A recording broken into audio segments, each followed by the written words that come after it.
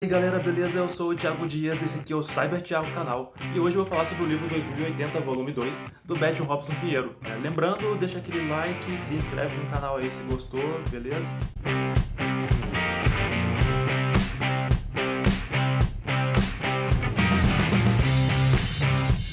Bom, cara, esse vídeo aqui é meio que uma continuação do vídeo onde eu falei do volume 1. Então muita coisa do que eu vou falar aqui se refere, eu já falei, obviamente, no vídeo número 1, e eu vou deixar o link dele aqui embaixo para vocês queiram assistir, onde eu falo melhor sobre a primeira parte dessa história que é contada nesse livro. O médium Robson Pinheiro, falando um pouco sobre o autor aqui agora, ele é um cidadão honorário da cidade de Belo Horizonte, tem mais de 40 obras psicografadas, ou seja, obras que foram passadas para ele por meio de uma consciência extrafísica, por meio de um fenômeno chamado mediunidade. Aí cabe, claro, a fé daqueles que fazem parte da doutrina espírita ou de um conhecimento espiritualista em levar isso a sério ou não. O fato é que é importante a gente sempre respeitar a crença do outro, e isso não tira o mérito da mensagem positiva que se pode aprender ali dessas obras, afinal de contas, né? Que é o que eu acho que importa. Independente da religião aí, se traz algo, se há algo de positivo que você pode tirar dali, beleza. Se te serve, beleza. Se não te serve, descarta, joga fora e deixa o outro em paz aí seguir com aquilo que ele acha que é melhor para a vida dele acreditar. Esse livro aqui é o volume 2 do 2080, se inicia no volume 1, obviamente, onde ele conta a história, onde ele se passa no Brasil, do ano de 2080, e ele conta a história de um país que está num momento conturbado da humanidade aí. O cenário dessas histórias, o universo onde essa história se passa, é como se fosse no miolo, no cerne daquela tal transição planetária, aquele momento conturbado que as religiões espiritualistas falam que o planeta, ou a humanidade, a civilização, passa quando está progredindo espiritualmente ou moralmente, subindo de nível. Esse desenvolvimento, esse nascer de uma nova era aí, presente em várias doutrinas, em várias religiões, em várias falas espiritualistas ou não, sempre é descrito, seja na maioria das religiões, doutrinas ou que for, como um momento de perturbações. Então o universo em que essa história aqui se passa corresponde ao que aquilo que a Igreja Católica chama de Apocalipse.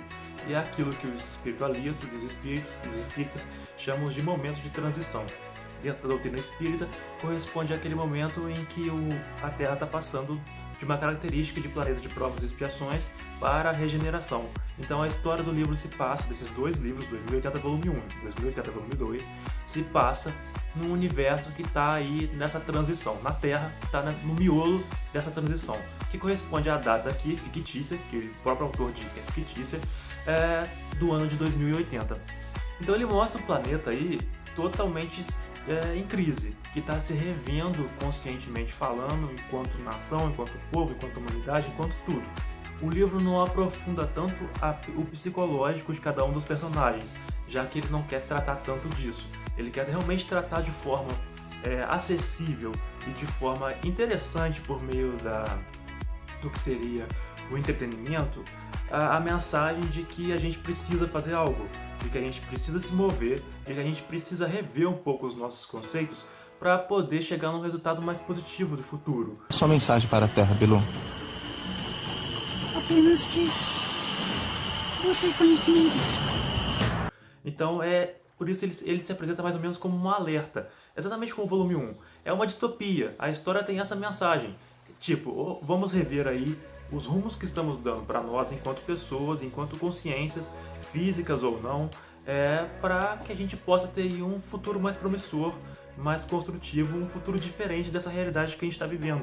Já que esse livro aqui já se passa num futuro dessa realidade que a gente está vivendo aqui agora, mas os próprios personagens, a própria história, meio que mostra ali que eles sentem a necessidade de ter um novo padrão de comportamento. E o livro mostra, assim, ele, como eu já falei, ele apresenta um momento de crise. Então, vamos contar um pouco sobre a história do que está acontecendo ali. Ele conta a história de um grupo de pessoas que são os novos homens, que são realmente mutantes, pessoas com novas habilidades. X-Men Evolution. Que é o que os espiritualistas dizem aí, se tratar de as tais crianças índigo, cristal, essas almas mais elevadas que vão nascendo aí com uma capacidade mental diferente e mais ampliada em relação aos humanos que existem desde então.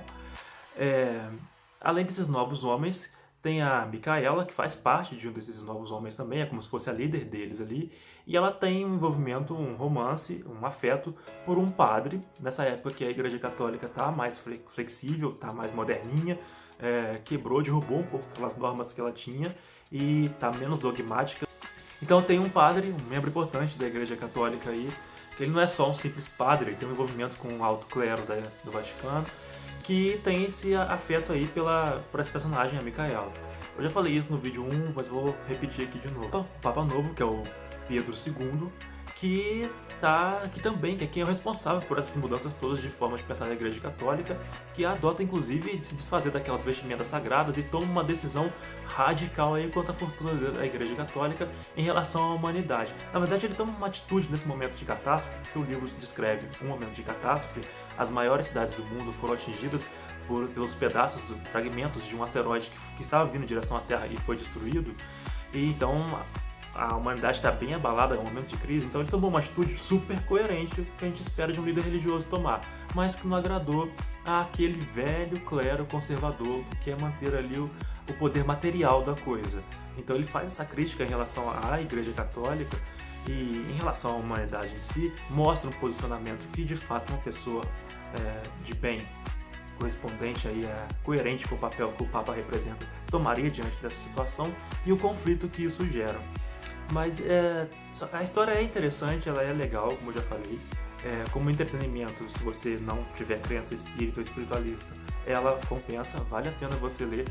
E ela também descreve, cara, a Terra em um momento em que não só essa situação das maiores cidades teriam sido atingidas pelos fragmentos de um asteroide, então a humanidade está em crise estrutural mesmo, física até, mas também a presença aí, finalmente foi revelado a presença de civilizações alienígenas, de vida fora do planeta inteligente, e não obstante isso, essa vida está se movendo em direção à Terra e a humanidade não sabe ali se é com intenções pacíficas ou não.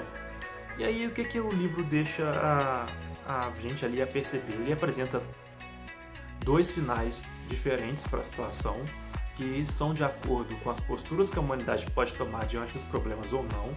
Então isso é algo interessante que você pode absorver do livro, porque ele pode mostrar um futuro mais promissor ou um futuro não tão promissor assim, onde a humanidade tem um pensamento mais cosmoético, de respeito por si, de respeito pelo universo e por outras formas de pensar e de vida, e de respeito por si própria até, e um outro caminho onde a humanidade não optou tanto por essa opção e acabou com isso ficando no lugar que lhe corresponde, que não é tão agradável assim.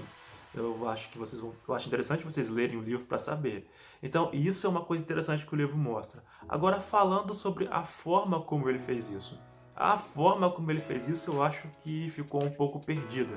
É só esse ponto negativo. Tudo na vida tem um ponto positivo e negativo, e lembrando que isso é uma opinião particular minha. Outras pessoas que leram o livro podem ter uma opinião mais positiva com relação a essa parte.